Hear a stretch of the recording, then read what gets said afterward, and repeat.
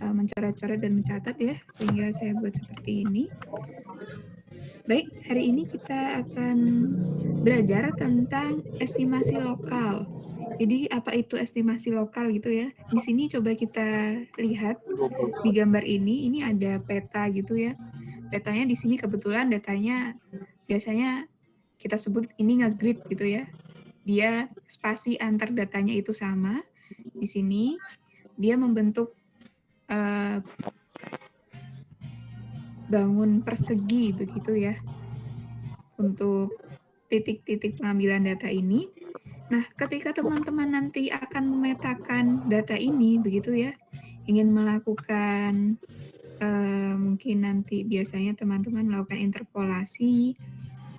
Nah, itu teman-teman butuh untuk menerka atau mengestimasi data nilai yang ada di tengah-tengah sini begitu ya. Di sini disimbolkan dengan tanda tanya. Nah, bagaimana cara untuk menentukan nilai di daerah yang tidak ada sampel datanya begitu ya.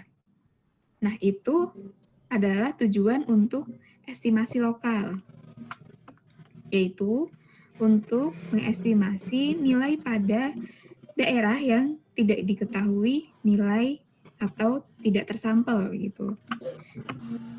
Kalau kemarin yang kita pelajari model variogram, kemudian kita mendapatkan persamaan garisnya gitu ya, trend line-nya bisa eksponensial, spherical. Nah, itu kan kita gunakan untuk mencari nilai atau nilai variasi berdasarkan jarak begitu ya. Bagaimana kalau variasi pada jarak yang semivarians pada jarak yang pendek, kemudian bagaimana semivarians pada jarak yang lebih besar begitu. Nah, tapi untuk variogram kemarin yang kita pelajari untuk eksperimental maupun model variogram, kita masih belum dapat menentukan bagaimana nilai pada suatu lokasi yang tidak tersampel. Kemarin kan kalau variogram kita hanya dapat jarak gitu kan, jarak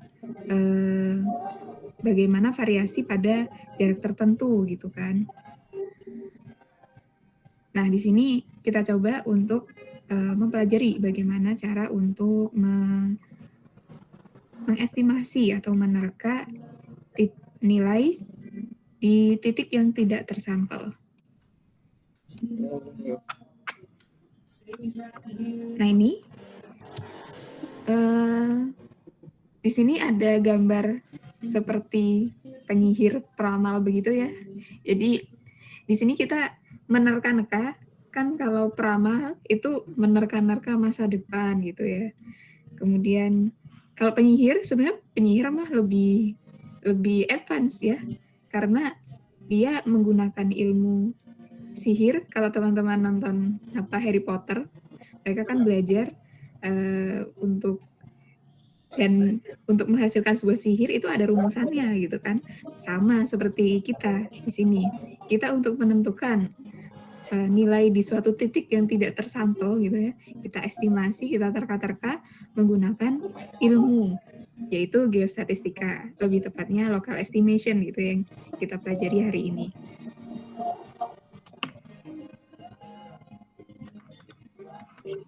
Untuk rumusan yang kita pelajari untuk menentukan atau mengestimasi nilai di suatu titik yang tidak tersampel, itu biasanya kita akan menggunakan algoritma. Nah, untuk hari ini, teman-teman akan belajar algoritma yang sederhana saja untuk menentukan nilai pada lokasi yang tidak tersampel.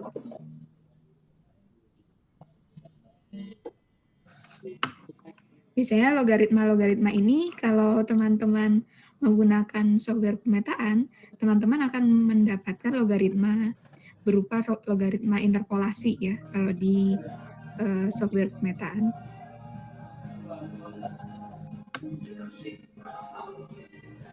Nah, ini adalah logaritma umum yang biasa kita pakai untuk menentukan nilai pada titik yang tidak tersampel. Di sini ada Z bintang. Z bintang ini adalah estimasi nilai yang kita cari pada daerah yang tidak tersampel. Kemudian untuk lambda, ini merupakan bobot yang diberikan pada sampel terdekat. Lambda ini itu nanti akan berhubungan dengan variogram, di mana ketika kita belajar tentang variogram, di mana jarak yang lebih jauh itu variasinya akan lebih besar daripada jarak yang dekat. Nah, itu akan mempengaruhi bobot yang diberikan. Otomatis untuk data yang jaraknya lebih dekat dengan titik yang ingin kita cari itu bobotnya lebih besar begitu ya daripada yang jauh kalau berdasarkan variogram kemarin. Kemudian ZXI ini adalah data sampel yang kita ketahui gitu. Jadi di sini merupakan ini mengapa dia sigma begini ya. Ini adalah jumlah dari pembobotan dan juga data-data, nilai data-data yang kita ketahui di sekitar titik Z bintang ini.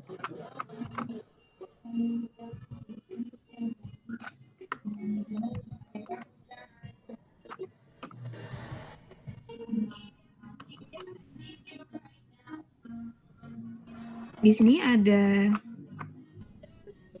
syarat tak bias atau unbiased condition.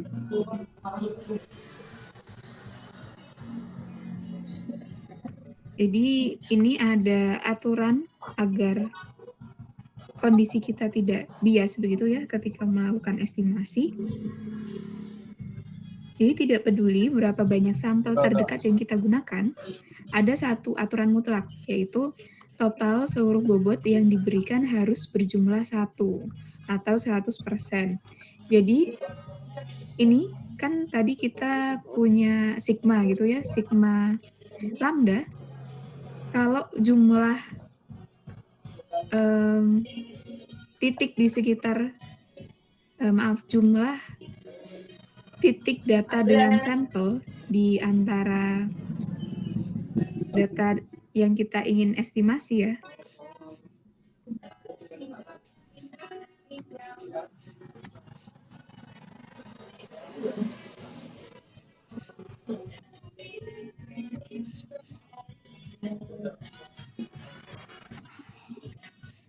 Sebentar ya.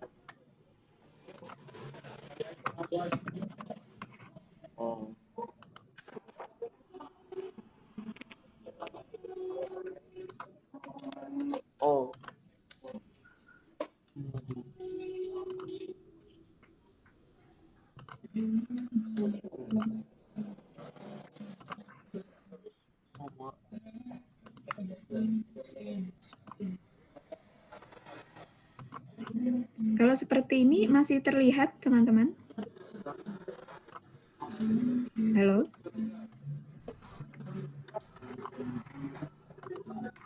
Terlihat, masih Bu. terlihat, ya?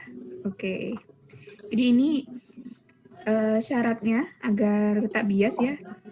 Untuk jumlah lambda pada satu titik yang ingin kita estimasi itu jumlahnya adalah 1.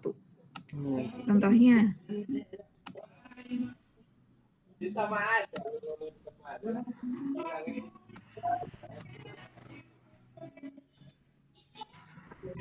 Kita punya beberapa titik data gitu ya. ada 3 gitu. Terus kita ingin mencari 1 di sini. Ini berapa gitu ya? Ini 1, 2, 3. Lalu untuk nilai Z-nya ini mungkin 2, 5, 6 gitu ya. Kita mencari di titik Z bintang. Nah, ini saya samakan. Nah, ini kan akan ada 3 titik terdekat dari titik Z bintang. Nah, ini setiap titik ini akan memiliki bobot pencarian di sini. Contohnya, titik 1 ini kita anggap semuanya itu sama gitu ya jaraknya. Jarak ke sini mungkin ini 6 dan titik 3 dan titik 2 ini jaraknya sama besar. Dan lebih besar daripada jarak antara 1 ke Z bintang. Jadi di sini kita memberikan bobot menjadi ini bobotnya 4.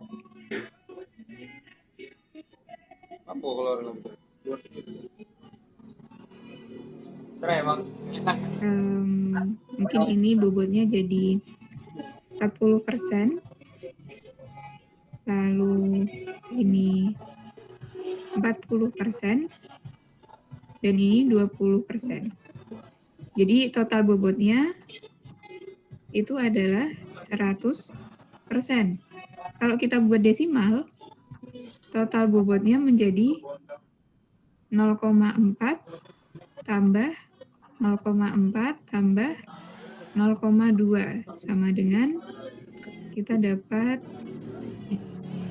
total bobotnya adalah 1 begini ya. Jadi total bobot ini untuk Z bintang itu jumlahnya adalah 1. Nah, ini tantangannya. Bagaimana kita untuk mendistribusikan bobot itu gitu ya. Nah, di sini kalau saya tadi hanya perkiraan dari jarak. Maaf, ini harusnya saya tadi kebalik ya. Untuk yang titik 2 dan 3 ke Z itu jaraknya sama dan lebih kecil gitu. Kalau lebih kecil kan bobotnya memang dia lebih besar ya karena pengaruhnya lebih kuat daripada yang jaraknya jauh. Ini yang titik 1 jaraknya lebih jauh sehingga di sini saya beri bobotnya 0,2. Nah, untuk menentukan bobot-bobot ini itu kita akan menemukan kesulitan ya mungkin.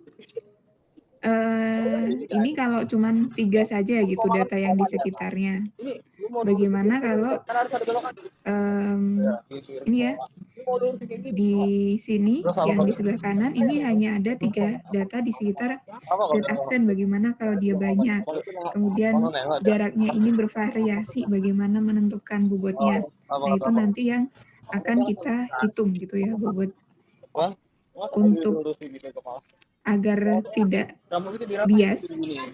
Jadi bobotnya pada satu data harus sama dengan 1. Jadi prediksi gitu kan. Sampai sini ada yang mau ditanyakan? Tapi itu kependekan aja. Belum ada, Bu. Oke. Bisa lanjut. Nah, ini untuk algoritma estimasi itu terbagi menjadi 2, ada yang global sama ada yang lokal. Nah, ini kita akan belajar yang lokal terlebih dahulu. Kalau yang global ini dia estimasi area besar sekaligus. Ini pasti akan membutuhkan perhitungan yang lebih rumit daripada yang lokal. Jadi kalau lokal ini menggunakan data di dalam area target kita. Ada 2 jenis juga untuk algoritma estimasi lokal. Yang pertama ada blok dan yang kedua itu ada point. menggunakan estimasi titik spesifik. Nah, kita hari ini akan belajar yang algoritma estimasi lokal point. Kita hari ini akan belajar poligon untuk hari ini kita akan belajar yang materi yang ini, yang poligon dan juga lokal sample mean. Kalau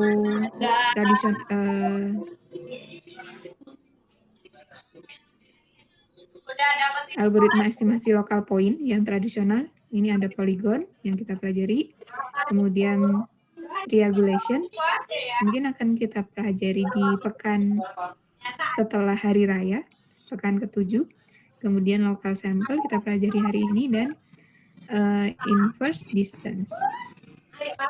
Kemudian ada yang secara geostatistik, jadi di sini dia juga mengconsider atau juga ikut menyertakan estimasi secara geostatistik dalam perhitungannya. Seperti tadi pembobotan ya, lambda yang kita bahas, itu di simple kriging dan juga ordinary kriging. Ini akan kita bahas setelah UTS untuk yang kriging.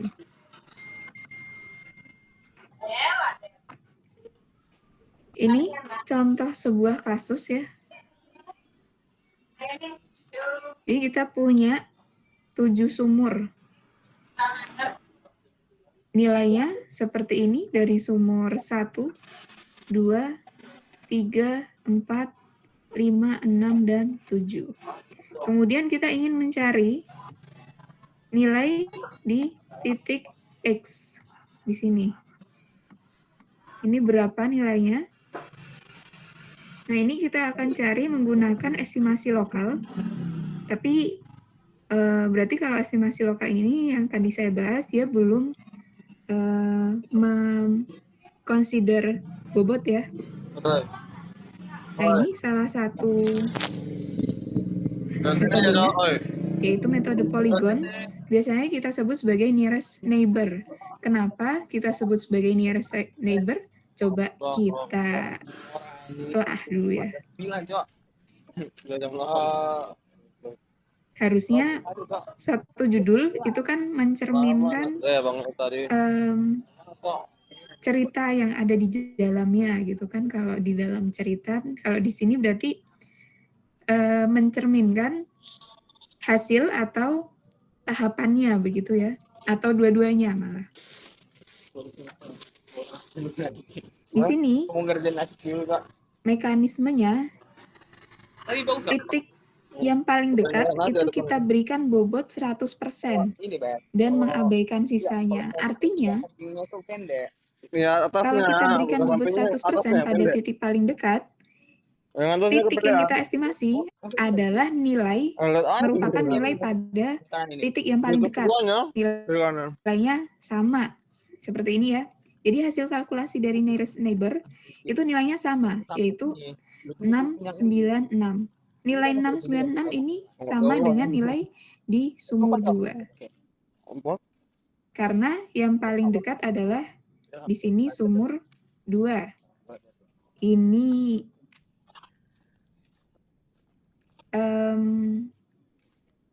petanya sedikit berbeda ya. Jadi ini harusnya sumur 2 itu dia dekat, lebih dekat. Berarti kalau kita gambarkan bisa jadi di sini gitu ya. Ini sumur 2, 6, 9, 6. Jadi ini bagaimana menentukan titik ini, yaitu dari yang kalau ini dari yang paling dekat, yaitu sumur 2, nilainya 696. Sampai sini ada yang mau ditanyakan? Apa? Aman-aman, Bu. Mana gitu? Hubungin aja.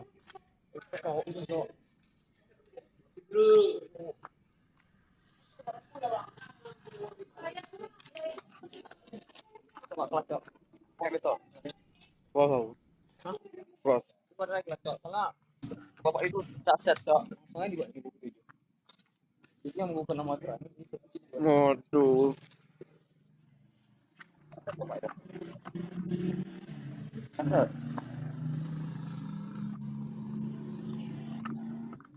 Ini slide di teman-teman hilang atau enggak?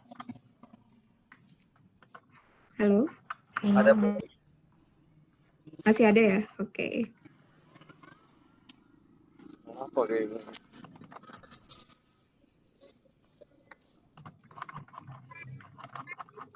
Apa ini kok? Ada yang mau ditanyakan? Belum, Bu. Yakin? Tahu lah. Ada yang mau tanyakan? Belum Bu, yakin. Ya kan jangan tak boleh bohong, tak. Tahu. Tak boleh bohong.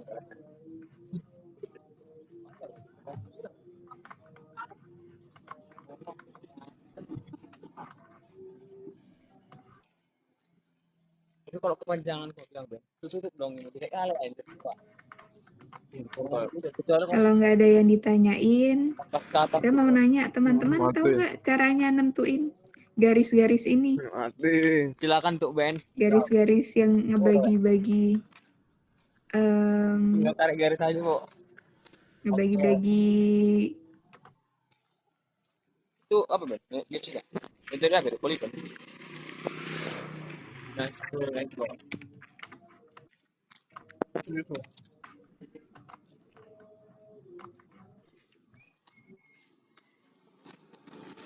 tahu nggak caranya? Enggak. Halo? Oh, marah nanti dia lupa. Kan saya cuman nanya tahu apa enggak? Nggak minta teman-teman nyari tahu. Tahu nggak caranya nentuin ini? Iya. Nggak tahu, Bu. Belum tahu, Bu. Ada yang mau tanya? Enggak. Saya mau tanya. Itu enggak? Enggak. Oh, belum aja.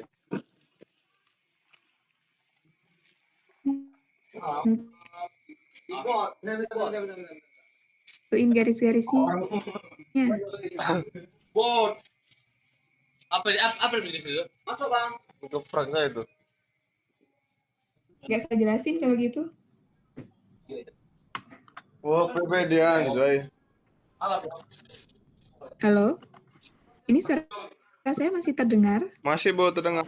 Masih, Bu. Masih, Bu. Masih, Bu. Oke.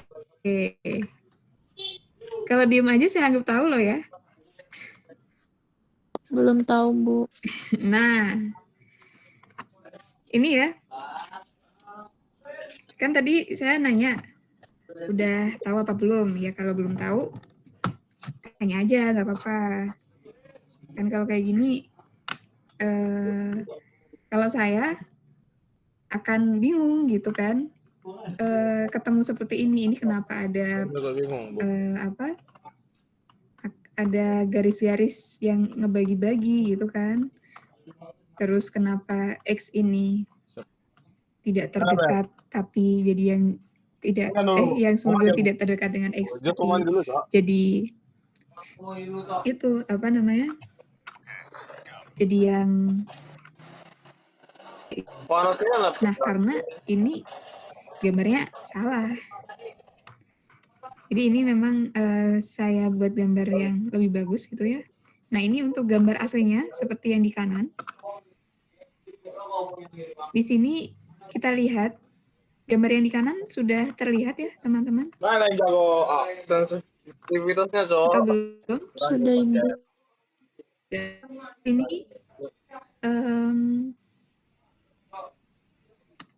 wah, apa ditenggakkan no? itu ada Lagi. Mana sama data, tapi di sini yang kita lihat aja. Iya. Nah, bagaimana cara menarik garisnya? Kalau teman-teman perhatikan di sini kita tandain ya, ini garis A, Yo, B, Aku duit. garis C, Kuda bantai, kuda sama kalau oke ini garis, ini C, ini garis D, ini garis E. Kalau teman-teman perhatikan garis A, B, C, D, E, ini tuh dia membagi dua data dalam jarak yang sama. Jadi sebelum diketahui nilai X ini ya, ini kita bagi-bagi dulu. Ini seperti kita ngebagi pekarangan gitu ya. Kita bagi pekarangan kita sama tetangga. Jadi pembagiannya itu sama rata. Jadi ini antara 1 dan 2 itu dibagi pekarangannya sama rata dengan batasnya adalah garis A. Kemudian antara 2 dan 5 ini juga dibagi rata lahannya gitu. Jadi jarak antara 2 ke garis B dan 5 ke garis B ini sama. Ini dia loh. Kemudian ini sama juga untuk garis C, ini membagi area yang sama antara 5 dan 6. Lalu yang D ini juga sama. Ada area titik 3 dan 4. Lalu E membagi antara titik 4 dan 7. Nah, A, B, C, D, E ini ketika ketemu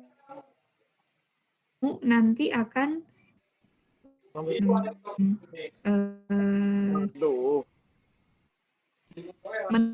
menemukan titik temu antara garis A, B, C, D, E. Nah, di sini kita perhatikan kalau nilai X, titik X, ini tuh ada di pekarangan titik 2. Sehingga karena di sini itu kita menggunakan 100% bobot pada tetangga terdekat, gitu ya. Nah, ini X itu tetangga paling dekatnya 2, karena dia ada di pekarangannya 2. Sehingga X ini nilainya sama dengan 2, yaitu 6, 9, 6. Begitu. Sampai sini paham untuk nearest neighbor? Paham. Halo, paham atau tidak? Goblok ngomong konten. Paham, Bu. Oke. Saya lanjut.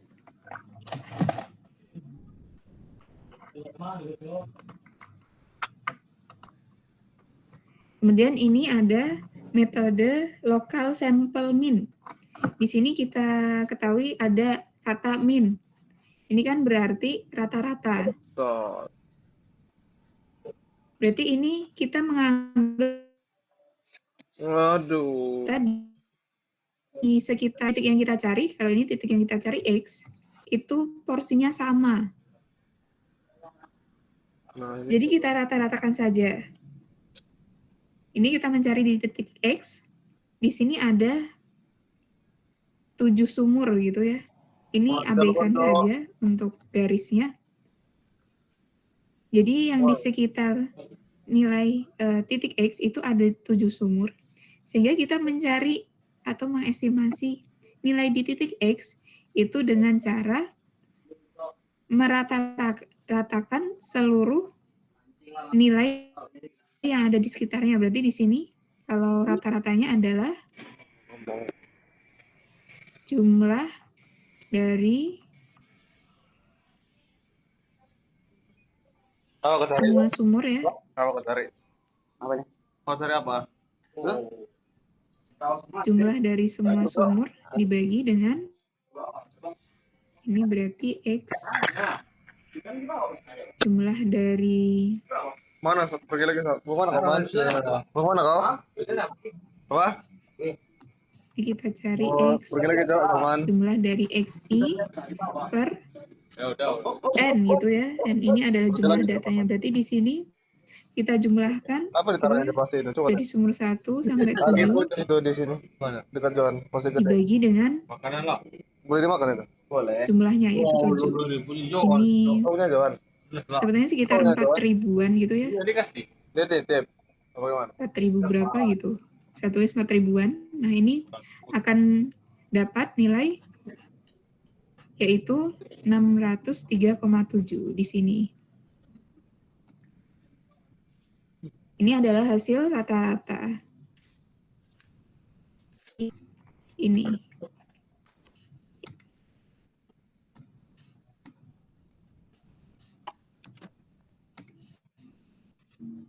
Hasil rata-rata dari seluruh sampel yang ada di sekitarnya.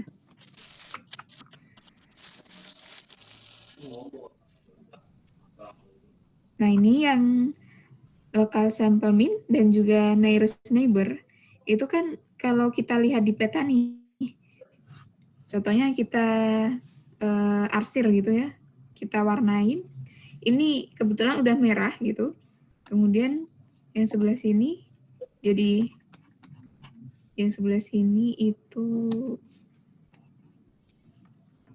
jadi warna kuning gitu ya, di sini kuning, kemudian biru, hijau. Kalau di peta, kita akan ketemu bentukan yang seperti blok-blok seperti ini ya. Nah, itu kan tidak begitu menggambarkan geologi yang sebenarnya, karena geologi sebenarnya kan nggak ngeblok-ngeblok seperti ini gitu. Kemudian ini juga local sample. Untuk local sample ini Makan Jang. Makan apa kok Jang? Apa tuh? kalau untuk local sample Anjay. ini juga dia harusnya nih mungkin yang paling dekat tadi kan sumur 2 gitu ya. Kalau di gambar ini let's say yang paling dekat tuh sumur 5. Jadi sumur 5 ini harusnya punya pengaruh lebih besar daripada sumur 1 gitu ya yang paling jauh. Nah, ini tidak bisa kita dapatkan hanya menggunakan local sample mean.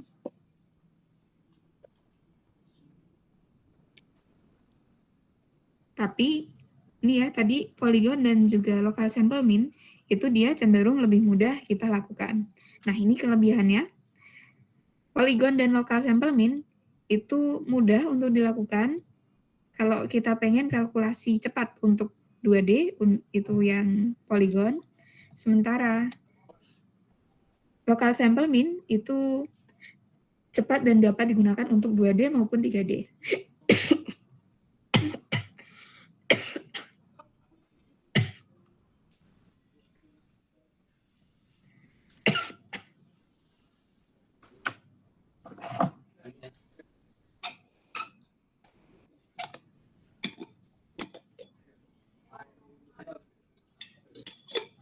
Kemudian kelemahan dari metode polygon atau nearest neighbor itu tadi ya, dia itu seperti patah-patah, ngeblok-ngeblok gitu. Susah digunakan untuk 3D dan juga ada memicu edge effect ini ya, jadi dia tidak begitu bagus digunakan tadi ya, karena kalau geologi itu tidak tidak begitu representatif untuk metode polygon. Kemudian kalau yang local sample mean, nah ini dia sangat sensitif terhadap clustering data. Jadi mengabaikan kedekatan jarak ya seperti tadi. Kemudian tidak mengembalikan nilai asli jika dihitung tepat di lokasi data. Ini maksudnya tidak menggambarkan nilai aslinya gitu ya ketika dihitung pada suatu titik yang tidak ada datanya. Sehingga dua metode ini itu sangat jarang kita gunakan dalam geostatistik dan juga dalam geofisika pada umumnya. Nah, ini beberapa keterbatasan dari metode tradisional tadi, yaitu yang sudah kita pelajari ada contohnya polygon, metode polygon atau nearest neighbor, dan juga metode local sample. Jadi skema pembobotan itu didasarkan pada asumsi. Tadi kan ada 2 asumsi ya. Yang pertama yang nearest neighbor itu titik terdekat atau yang masih dalam satu pekarangan tadi ya saya jelasinnya dalam satu blok gitu. Itu diasumsikan bobotnya 100%. Sementara yang local mean semua titik di sekitarnya punya bobot yang sama. Dan ini tidak mengconsider atau tidak mengikutkan kontinuitas pada data spasial seperti pariogram yang kemarin kita pelajari ya. Kan semakin dekat variasinya itu makin kecil sehingga korelasinya juga akan makin tinggi daripada yang data yang lebih jauh. Ada telepon, Well. Kemudian untuk Ada di metode telepon. tradisional juga tidak memberikan ketidakpastian. Nah, ketidakpastian ini itu adalah sesuatu yang penting untuk kita dapatkan. Untuk mengetahui seberapa besar begitu ya error yang kita dapat atau seberapa besar kesalahan estimasi yang akan kita dapatkan. Kalau kita nggak punya kepastian, kalau kita tidak punya ketidakpastian atau error gitu ya, data kita malah akan menjadi sangat tidak pasti. Karena kita nggak punya ukuran ketidakpastiannya.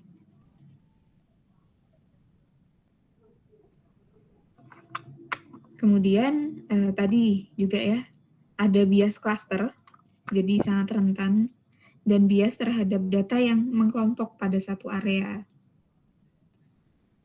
Kemudian bisa jadi oversmoothing, menghasilkan peta yang jauh lebih halus.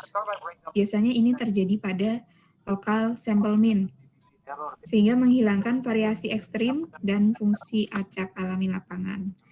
Nah, ini yang variasi ekstrim itu contohnya mungkin ada data yang nilainya paling tinggi sendiri, begitu ya. Mungkin kalau teman-teman menyebutnya anomali, jadi anomali-anomali itu bisa terabaikan karena adanya oversmoothing. Soalnya kadang kan kita itu anomali itu ada 2 kemungkinan gitu kan, bisa jadi suatu noise atau memang ada sesuatu di situ.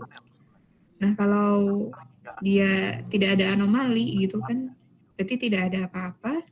Nah, itu juga akan berakibat fatal begitu ya, ketika kita melakukan pemetaan dan juga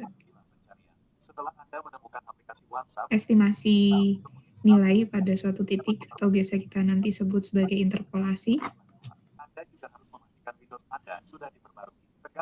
Ini ada beberapa contoh untuk distribusi data, karena distribusi data ini nanti yang akan mempengaruhi bagaimana metode estimasi yang akan kita gunakan gitu ya.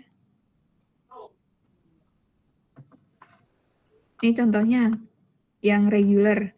Yang regular ini itu kalau kita pakai local estimation pun ya, karena dia spasi antar datanya itu sama semua, ya ini bisa masih relevan gitu untuk yang regular. Ini juga kalau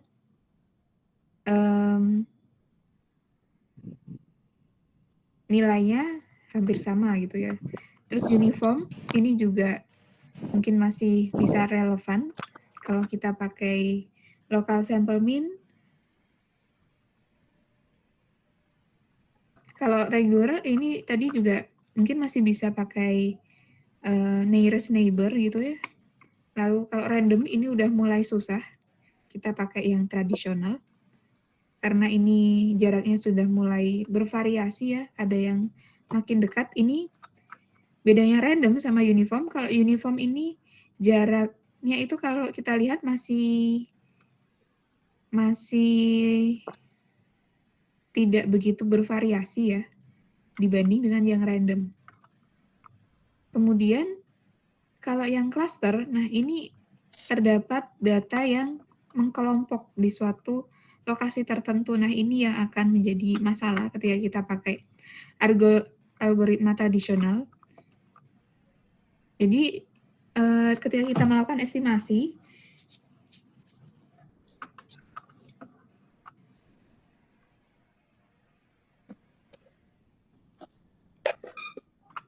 itu nanti akan bias karena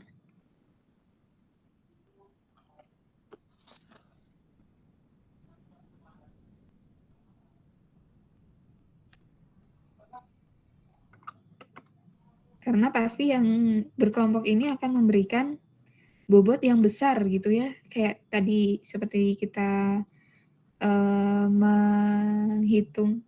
mengestimasi menggunakan nearest neighbor, ya pasti akan nilainya itu ya akan mengklaster saja gitu ya.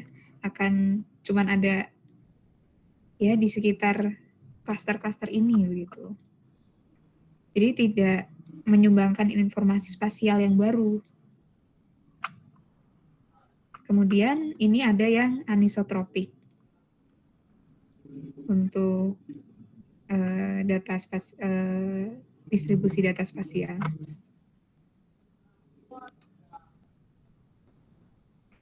Nah, karena tadi itu ada beberapa kelemahan ya untuk estimasi lokal tradisional. Nah, ini kita kembali ke rumusan awal ya, tadi yang ada bobotnya. Jadi kita perlu menghitung bobot di sini. Di persamaan ini kita perlu menghitung bobotnya yaitu lambda. Di mana lambda ini nanti kita dekati dengan menggunakan algoritma.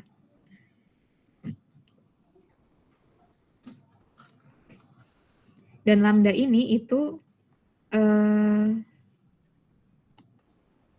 didekati secara geostatistik atau jarak struktural. Sementara kalau tradisional dia hanya jarak geometris gitu ya yang paling dekat begitu.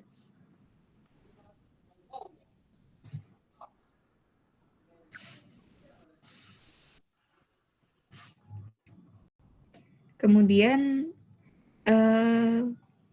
estimasi nilai lokal yang menggunakan pembobotan secara geostatistik ini ya, itu kita sebut sebagai kriging, yang nanti akan kita bahas di pertemuan setelah hari raya. Atau, bukan, setelah UTS ya, kriging. Baik, sampai sini ada yang mau ditanyakan?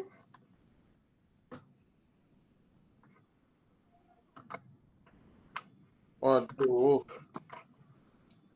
Halo, ada yang